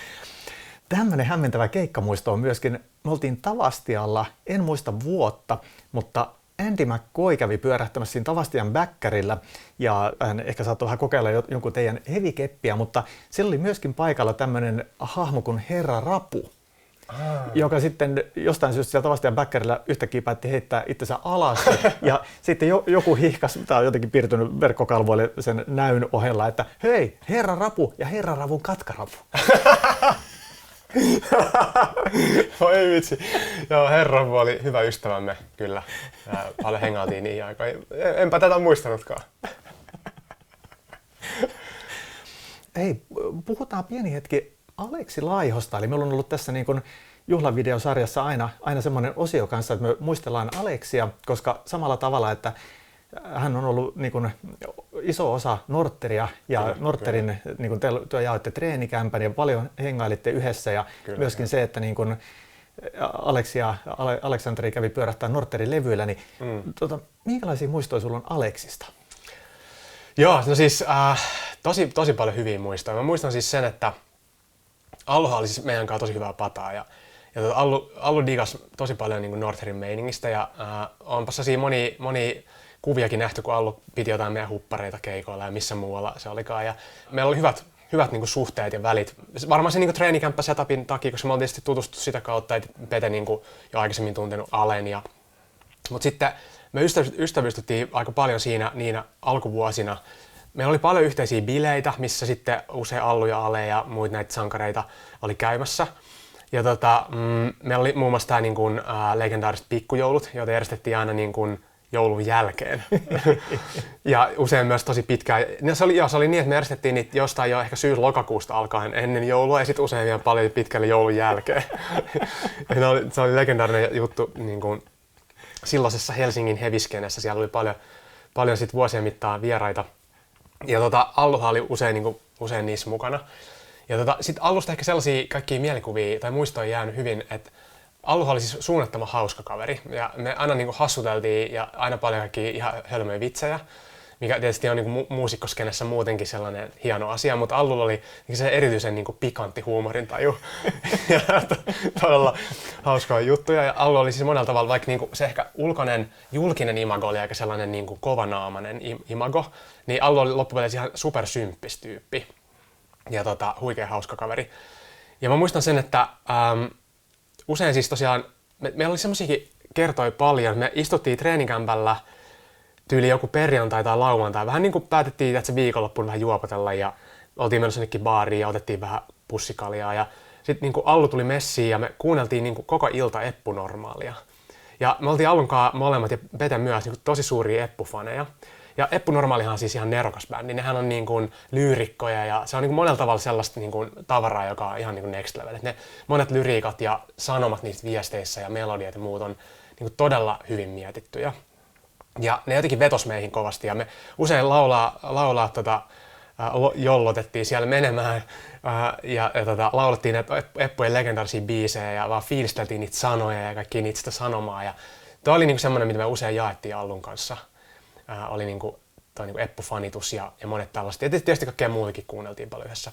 Ja sitten muistan myös se, että Allun kanssa tuli joskus ajeltua silloin oli ihan monia jenkkirautoja, oli niitä pontiakkeja sun muita. Niin ne oli jotenkin sellaisia, mistä on jäänyt myös hyviä muistoja sen näistä autosuhailuista. Ja toki sitten just, että Allu ja Ale kävi monella levyllä nauhoittamassa meille jotain shoutteja ja muuta. Oli tosi siistiä. Siis paljon hyviä muistoja. Kyllä. Ja silleen oli tietysti tosi suuri suru ja shokki se Allun poismeno muutama vuosi sitten. Mutta tosi paljon lämpimiä muistoja. Silleen, että Allu oli vahvasti mukana monissa Nortterin jutuissa ja oli niin kuin, tosi hyvä ystävä meille. Kyllä. Huikea mies kaikin puolin. Ja tosiaan se, niin kun, sen pistävä huumorintaju on ollut jotenkin, niin kun, että mitkään sanat ei riitä sitä kuvaamaan, että vaikka miten haluaisi saada sen niin kun ymmärrettävää muotoa, mutta vaan ne, ketkä on kokenut, niin pystyy sen ymmärtämään täysin. Että kun se oli jotain siis ihan käsittämätöntä, että hänellä ajatuksen juoksu ja se, miten hän yhdisti eri asioita, oli jotenkin aivan hämmentävästi omaa luokkaa. Kyllä. Ja Allu oli semmoinen oma vähän niin kuin jännä sarkastinen naseva tyyli aina välillä. Jotenkin sellainen, niin kuin, mikä on jollain tavalla aika uniikki. Sillä oli hyvä huumorintaju. Kyllä, aivan spesiaali hahmo. Kyllä. Hei, siitä 2011 Nosturin keikasta vielä, missä kävi oli Heikin syntymäpäivälaulu, niin oliko tämä se kyseinen keikka, missä sitten niin kun minulla oli seuraavana, se oli 3.9., minulla oli seuraavana päivänä syntymäpäivät, niin sitten se hassuja sattumusten kautta päätyi siihen, että kun miksasin teidän keikkaa, niin sitten hetken kuluttua minä olin siellä miksauspöydän takana täysin alasti, ilman rihman kiertämää. Ainoa mikä oli kaulassa oli kultamitali, joka oli niin kuin sieltä talon puolesta annettu, ja sitten vielä kapteenin hattu. Ja siinä, muistan, että siinä eessä jengi oli, mitkä otti kuvia bändistä, niin ne kääntyi ja huomasi sitten rupesikin ottamaan meikäläistä kuvia, kun harvemmin näkee henkilöä alasti miksaamassa. Niinpä. Harvemmin kapteeni Haddock on alasti miksaamassa keikkoja Nosturilla. Tuo on varmaan ehkä yksi hämmentävimmistä keikoista, mitä on ikinä ollut miksaamassa, mutta ihan törkeä siistiä oli sekin. Totta, joo, mä muistan nyt, se oli hämmentävä näky. Mutta siis tietenkin teikäläiselle niin kuin hyvin luontaista. Siihen aikaan saattoi tapahtua ihan mitä vaan. Jep, se oli ihan mahtavaa. Me otin mukaan muistoesineen. Katsotaanpas tästä.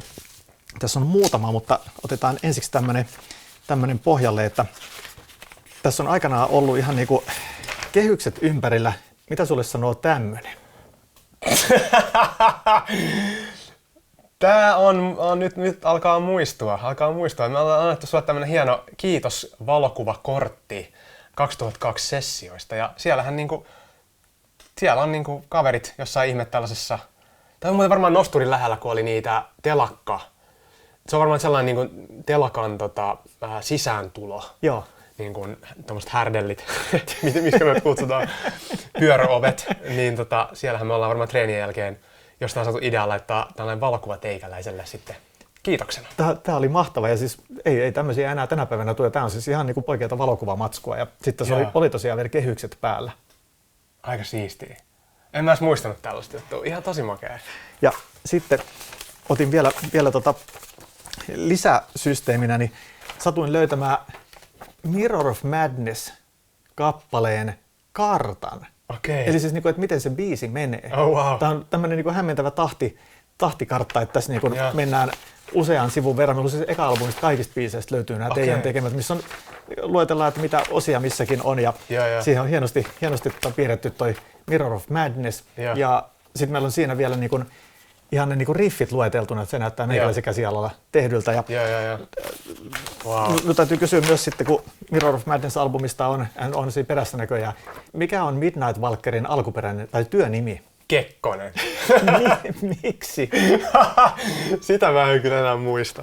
Mutta nyt mä muistan hyvin, että se on totta, Kekkonen. Joo. Ja ehkä meillä oli suuri kunnioitus vanhaa kunnon presidentti Kekkosta kohtaan jollain tavalla valikoitu siihen. En muista sen enempää.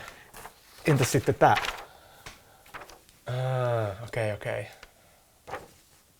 Mikä biisi? Frosella. Hetkinen, onko? Ei kun Till Death itse asiassa.